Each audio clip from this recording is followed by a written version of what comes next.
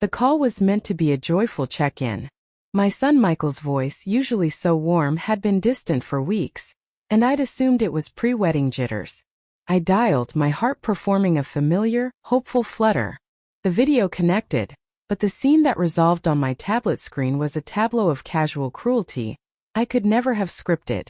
They were in their living room, the living room with the sectional sofa I'd financed and the abstract art I'd helped them pick out. Michael was fidgeting with the hem of his shirt, and Chloe, my soon-to-be daughter-in-law, looked directly into the camera, right into my eyes. Her smile was a perfect, polished curve that didn't touch the cool calculation in her gaze. "Oh, Mrs. Lawson," she said, her voice a sweet chime that rang hollow against my ears. "We were just talking about you. We actually made it official yesterday. Just a tiny spur-of-the-moment thing. We only wanted the most essential people there." She gave a light, tinkling laugh, as if sharing a delightful secret. Most essential people. The phrase didn't just hit me. It seeped into me, a slow-acting poison freezing me from the inside out. I, Elaine Lawson, who had for 3 solid years underwritten their entire existence. The $525 rent for their downtown loft, paid like clockwork on the 3rd of every month. The king-sized bed, the dining set, the coffee maker that brewed gourmet beans. The countless grocery deliveries when things were just a little tight. I was the bank of mom, the safety net, the silent, smiling patron. But I was not essential. My own living room in my quiet, modest house seemed to tilt. The phone in my hand morphed into a leaden weight. I watched my son, my Michael, study a speck on the wall as if it held the mysteries of the universe.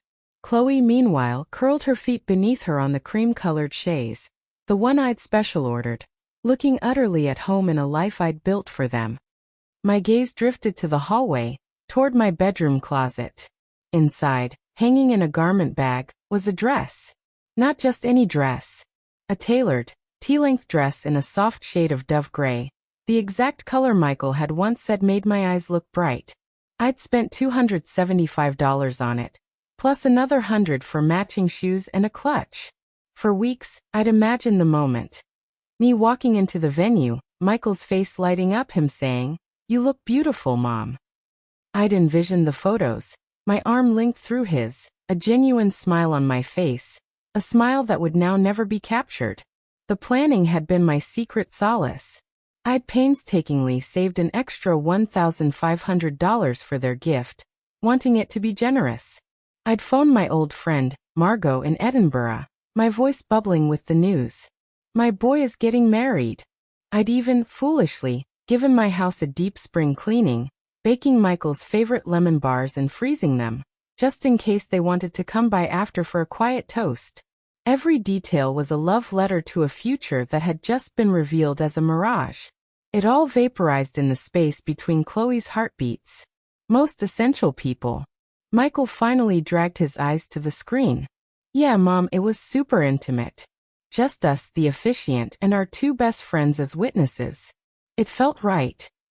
His voice had the flat, rehearsed quality of a bad actor reading lines. But I had already seen the truth. A mutual friend's daughter, bless her oblivious heart, had tagged Chloe in a post. There, in high-resolution glory, was the evidence.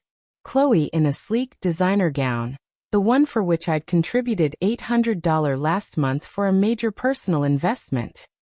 Beside her, beaming, were her parents, her sister, her 2 brothers. A champagne tower. A 3-tiered cake.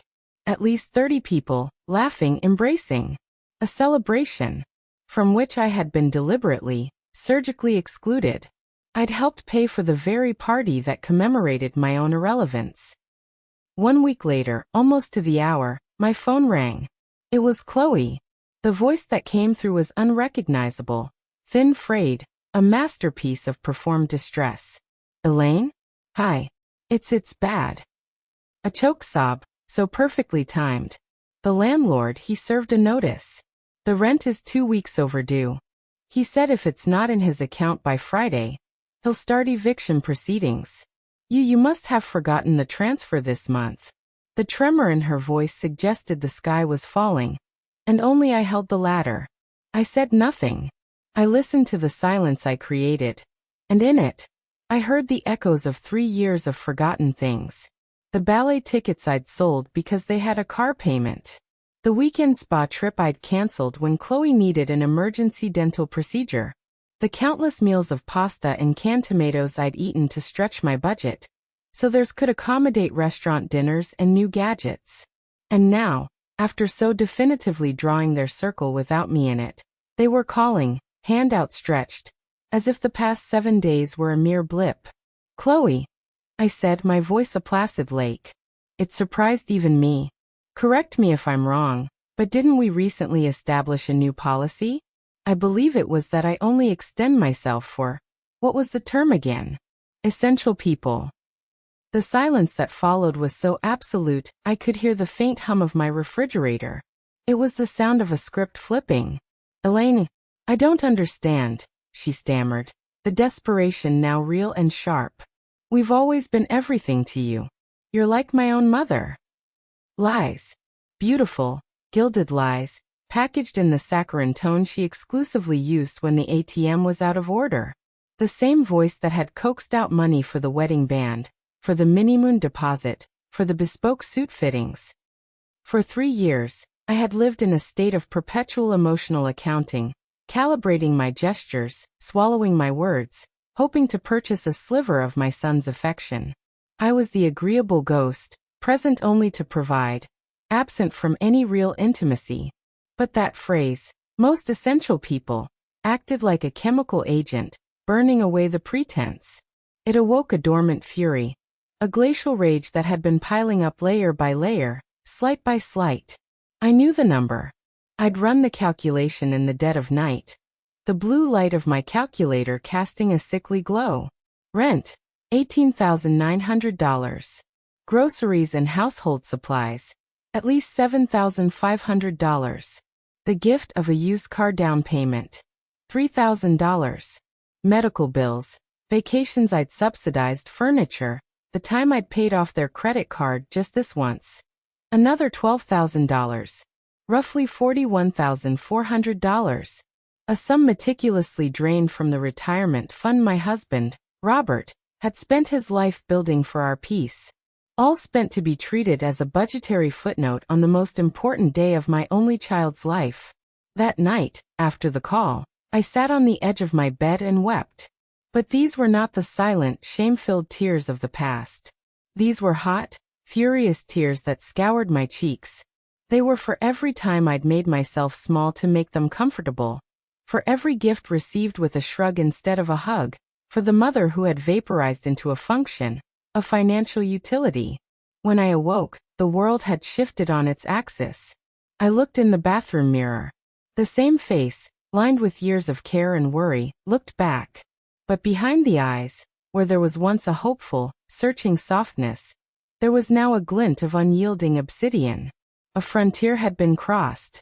I made my coffee, the ritual unchanged, but the inner monologue was revolutionarily quiet. I did not wonder if Michael was awake. I did not agonize over an apology text. I sat at my kitchen table, the very surface where I'd written so many checks, and I began to work. Not for them. For me. I assembled the paperwork.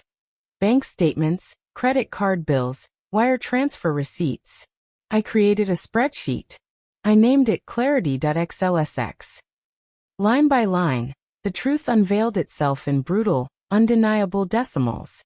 $47,400. The cost of my own exile. The price of admission to a party I was never invited to. The phone began its symphony of demand. "Michael. Chloe. Michael." A text buzzed. "Mom. Call us. This is urgent." I deleted it. The world did not end. That afternoon, I went to the bank. Mr. Henderson, the branch manager who had kindly helped me set up the automatic transfers 3 years prior, looked up from his desk. "Mrs. Lawson. Always a pleasure. The usual transfer to Michael?" "No, Mr. Henderson," I said, my voice clear in the hushed marble-lined space. "Today, I need to cancel every automatic payment or transfer connected to my son's accounts. All of them. Immediately." He blinked, his professional composure flickering.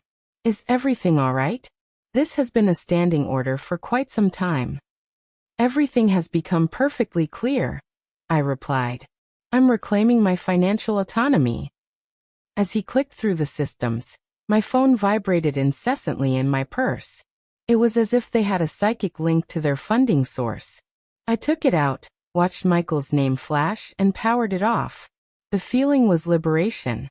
Mrs. Lawson, Mr. Henderson said softly as he handed me the confirmation pages. Forgive my overstep, but I've watched you be extraordinarily generous. I just want to ensure you're not being coerced into this change. His kindness, the concern of a virtual stranger, was the final crack in the dam. My eyes welled, but not with weakness, with the profound recognition of true compassion. Thank you, Mr. Henderson. For the first time in years, I am acting without coercion. I left the bank feeling physically lighter, as if I'd removed a heavy, woolen coat I'd forgotten I was wearing. The following days were a rediscovery of myself. I took a long walk, with no destination other than pleasure. I passed the library where I'd taken a young Michael for story hour. When had that wide-eyed boy been replaced by this entitled stranger? When did I confuse subsidizing his life with earning his love? I visited a museum I'd always bypassed, ate lunch at a cafe by myself, and simply watched the world go by. The solitude was no longer lonely, it was peaceful. The peace was shattered 3 days later. Returning from the library, I saw Michael's SUV and Chloe's little coupe parked haphazardly in my driveway. A third, unfamiliar sedan was there. My stomach clenched. They still had a key. I took a steadying breath, unlocked my front door, and stepped into a scene of surreal violation. Michael was pacing my living room. Chloe stood stiffly by the fireplace. A man in a crisp, expensive-looking suit was examining the framed photos on my bookshelf. Photos of my life, my memories.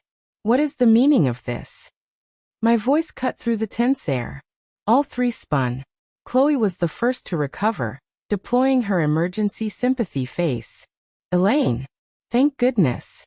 We've been so worried. This is Mr. Thorne. He's a specialist. Michael wouldn't meet my eyes. Mom, we had to come. After you cut us off and stopped answering, we got scared. Mr. Thorne is an expert in geriatric care management. We think you might need help. Mr. Thorne offered a slim, condescending smile. Mrs. Lawson, your family is concerned about some recent, erratic decisions. A sudden alteration in long-standing financial patterns can be a sign of cognitive clouding in individuals of a certain age. We're here to help assess the situation. The audacity was breathtaking. They had moved from manipulation to a legalistic siege. This wasn't about concern, it was about control. Declare the bank incompetent, install the son as guardian, and regain access to the vault. A cold, clean anger washed over me. Get out. Mom, be reasonable. Michael burst out, his frustration finally breaking through. We have bills. The rent, the car lease, the card you co-signed. You can't just pull the rug out. I can and I have, I stated. And you, Mr. Thorne, are trespassing. You have no appointment, no jurisdiction, and no right to be here evaluating me or my cognitive state. Leave now, or my next call is to the police. Chloe's mask shattered. You selfish woman. After all we've done for you, we included you in our lives. You included my money, I corrected, my voice like ice. There's a difference. Now. Out. They left, a storm of hissed threats and wounded glares. You'll regret this. You'll die alone. Chloe spat as a final volley. I closed the door and leaned against it. The silence roared back, but it was a different kind of quiet now. It was the quiet after a battle, heavy but victorious. The war, however, was not over. I knew it. The next morning, I called Arthur Brigham, the fiercely ethical estate lawyer who had handled Robert's will. Within hours, I was in his oak-paneled office. Elaine, what they're attempting is elder financial abuse, plain and simple, Arthur said, his eyes hard behind his glasses as he reviewed my Clarity.xlsx spreadsheet.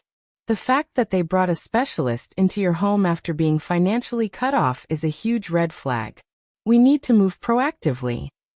I began to build a new life. I reconnected with Margot over long video calls. I joined a weekly watercolor class at the community center, where I met other women, Sarah, a retired teacher, and Grace, a former nurse. We shared lunches, not stories of our children's demands, but of books, travel dreams, and the gentle tribulations of gardening. A month into my new piece, the formal notice arrived. Michael and Chloe, through a new attorney, had petitioned the court for an emergency guardianship, alleging I was a vulnerable adult making irrational financial decisions due to cognitive decline. The hearing was a sterile, terrifying affair. Their lawyer painted a picture of a sweet but confused widow, led astray by a greedy lawyer, alienating her loving family. Chloe testified, producing fake tears, describing my sudden coldness and paranoid security upgrades. Then, Arthur presented our case. He entered into evidence the spreadsheet, the bank records, the social media photos of the wedding. He called Dr. Evans, whose testimony was devastatingly professional and clear. He called Mr. Henderson, who testified to my lucid, deliberate instructions. He even called Sarah from my art class, who spoke warmly of my sharp wit and sound judgment. Finally, I took the stand. Arthur guided me gently. Mrs. Lawson, why did you stop supporting your son financially? Because I realized my money was the only part of me they valued. I was financing my own exclusion from their lives. Do you believe you are incapable of managing your affairs? I have managed them alone since my husband died 15 years ago. I have balanced my budget, paid my taxes, and planned my retirement. The only thing I mismanaged was the boundary between my wallet and my son's entitlement. The judge, a stern woman with intelligent eyes, called for a recess. The wait was agony. Her ruling was unequivocal. The petition for guardianship is denied. The evidence presented does not demonstrate incapacity. It demonstrates a deliberate and rational decision by Mrs. Lawson to end what appears to be a pattern of financial exploitation. The court suggests the petitioners reflect on their own actions. I had won. Not just the case but my soul back. In the months that followed, I sold the two-big house full of ghosts and bought a bright, modern condo with a view of the river. I used a portion of the fund to take the trip to Tuscany Robert and I had always dreamed of. I donated to a local charity that supports isolated seniors. I heard through the grapevine that Michael and Chloe had to move to a cheaper apartment. That Chloe got a job. I felt a distant pang, not of longing, but of a hope that necessity would teach them what my generosity never could, dignity. One evening, standing on my balcony watching the sunset bleed into the water, I felt a profound sense of calm. The love I had for the little boy my son once was would always be in a chamber of my heart. But the door to the man he had become was closed, locked, and the key thrown away. My name is Elaine Lawson. I am 72 years old. I was once a mother, a provider, a fool for love. Now I am finally and completely my own. And that is the only essential title I will ever need. In essence, the conclusion is a testament to the strength it takes to sever a toxic bond, and the serene happiness that can bloom on the other side. It affirms that it is never too late to draw a line to say no more, and to finally, after a lifetime of giving oneself away, come home to oneself. The last, most essential circle she draws is around her own well-being, and within it, she finds a life that is finally and completely enough. If this story touched your heart, if it echoed a truth you know too well, or if it gave you strength you didn't know you needed, please don't forget to subscribe.